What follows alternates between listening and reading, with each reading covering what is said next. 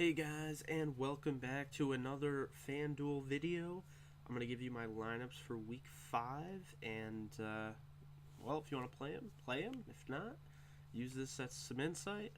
First and foremost, I want to definitely touch on Aaron Rodgers. I think he is going to be an absolute play this week, in a week where I don't think there are too many quarterbacks you'd want to play. Tom Brady's already gone for New England, and he didn't play that well. But I'm really big on Aaron Rodgers this year. I think Aaron Rodgers is he's definitely going to go off eventually. He's had 7 touchdowns in the last 2 games. He's getting his left tackle Bakhtiari back and his right tackle Bulaga back. I really like Aaron Jones, so I don't think the running back takes a hit. I might actually go further and say that Aaron Jones is the best back on the team. As crazy as that sounds, I don't think Ty Montgomery is all that. I think Jamal Williams can't really stay healthy, and Aaron Jones kind of is the total package, can catch out of the backfield and run the football. I'm expecting a huge game out of him and Jordy Nelson, so that'll bring me on later. But I have Aaron Rodgers. I have 2 lineups that I'm starting. One is kind of like my backup lineup. I have it in one league, and then I have the main lineup I'm telling you guys about in 3 other ones. So definitely Aaron Rodgers. I don't really see a quarterback to play. Maybe Matthew Stafford against the Carolina Panthers. It's not the greatest matchup, but I really like Stafford, and I think this is going to be a big game for Detroit, where they come in and they just steamroll Cam Newton and the Panthers.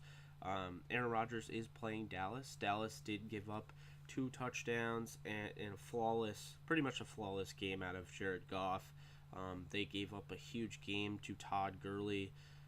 So I would definitely expect Dallas to give up a huge game to Aaron Rodgers. Moving on, I said Todd Gurley. I'm definitely going to have Todd Gurley in a lineup weekly. Gurley is around he's 7,800. Yeah, Rodgers is a pretty penny. He's 9,500. So he's the cream of the crop, but you might have to stick with him this week. But Todd Gurley, 7,800. I think this is the best back value. I like Kareem Hunt a lot. I don't like him against Houston.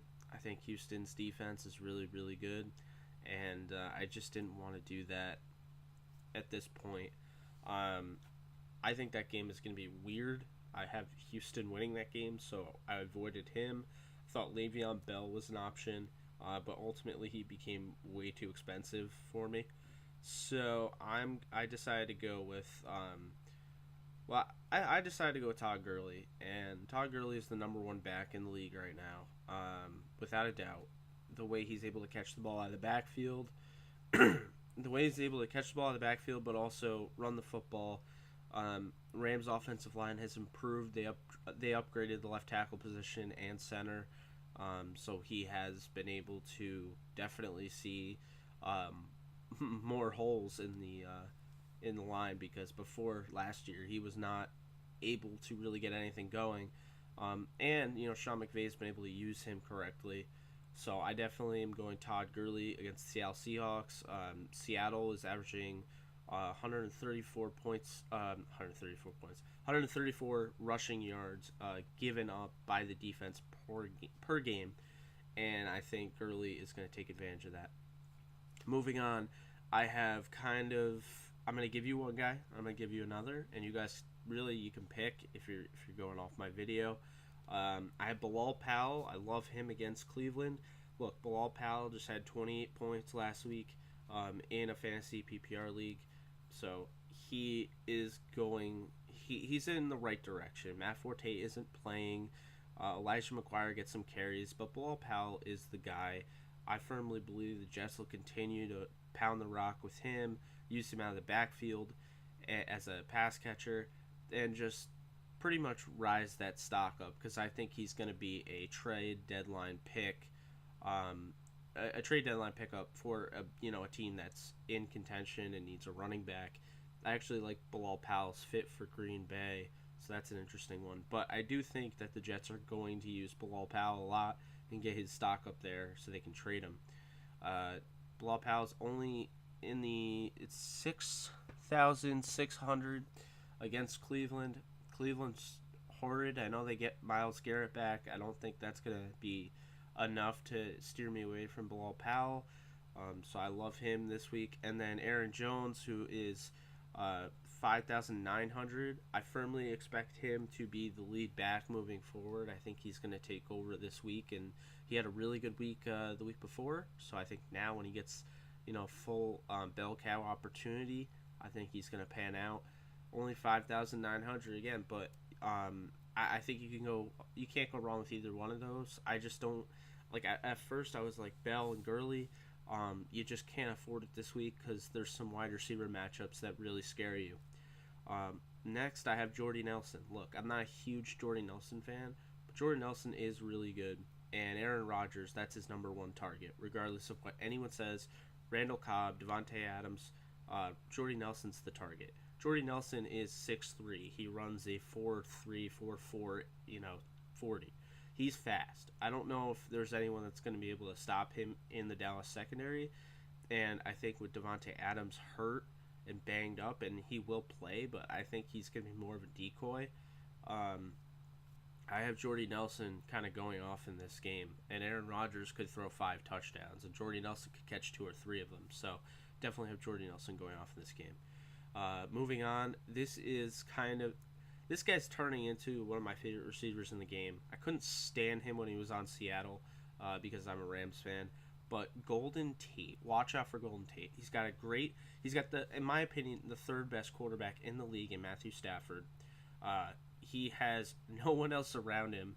Marvin Jones is kind of bad. He hasn't really followed up on that great start last year, and where he tailed off at the end as well. And Kenny Galladay's injured, and Eric Ebron doesn't really produce. So it's really just Golden Tate in the receiving game for Stafford.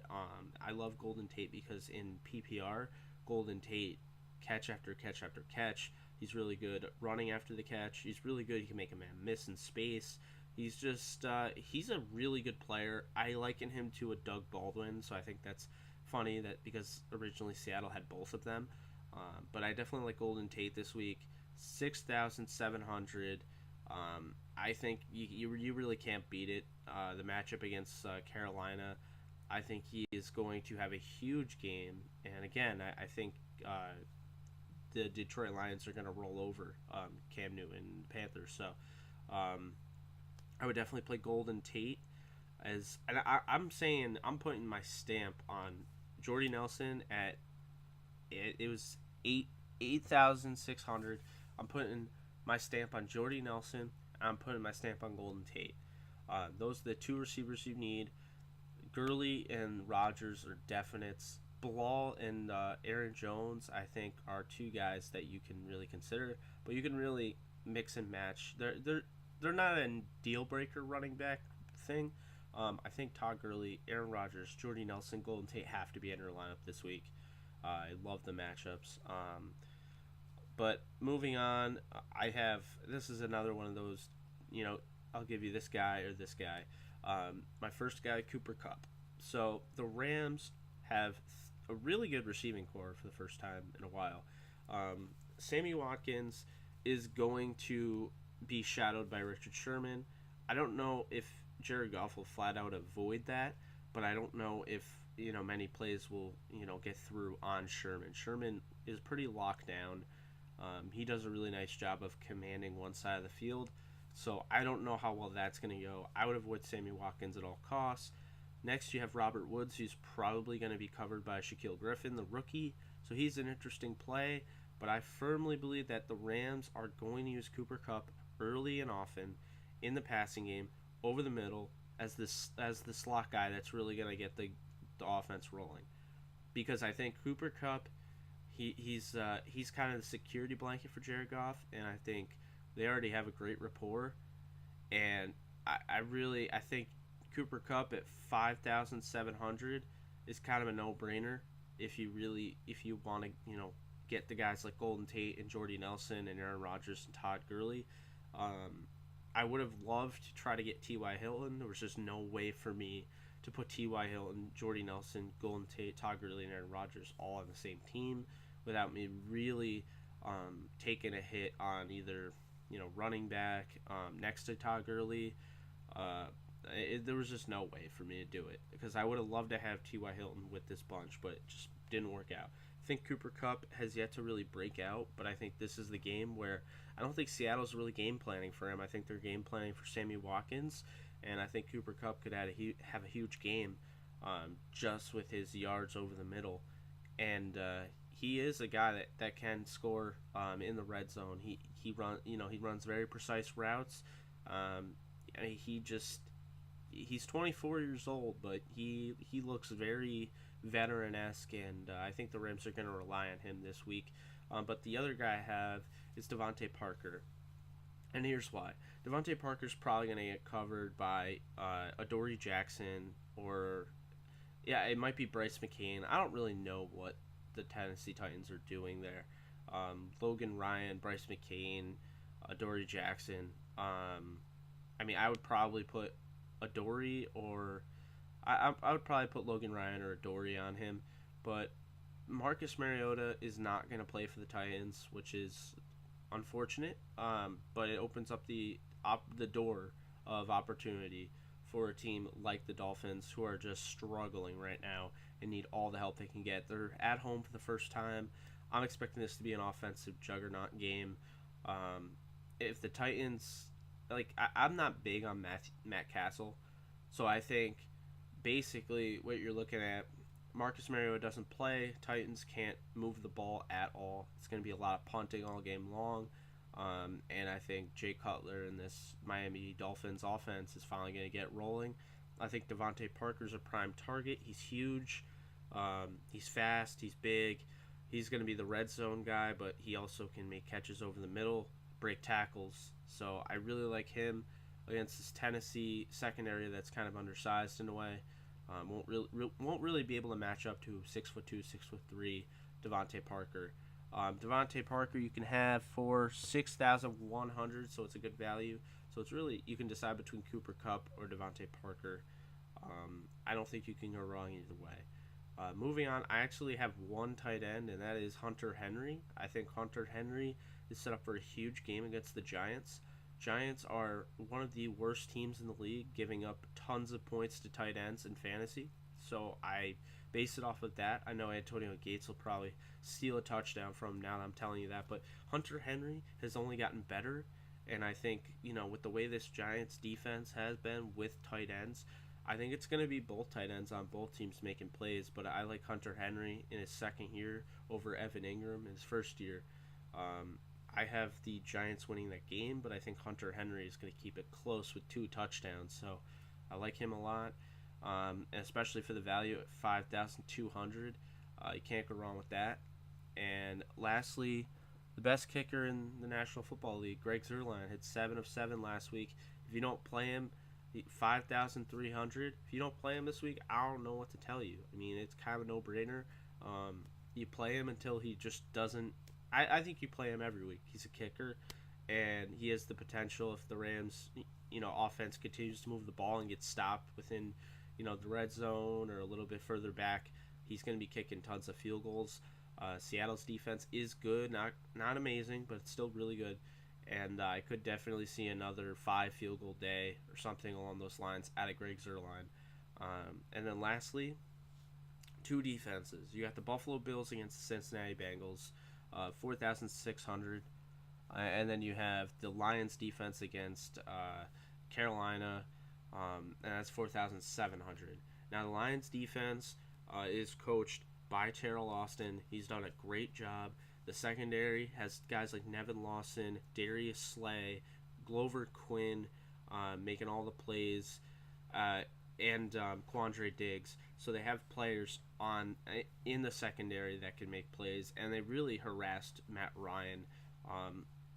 To me, I think you have to look at Detroit, but then Buffalo, the way their defense is played, they also abused Matt Ryan, and they abused Denver. So it's tough. I would probably do a coin flip with that. I have one there and one in the other. So those are my lineups, guys. Please let me know down below if you plan to use them, if you plan to modify them, or if you plan to never look at my stuff again. Thank you guys so much, and enjoy your NFL Sunday.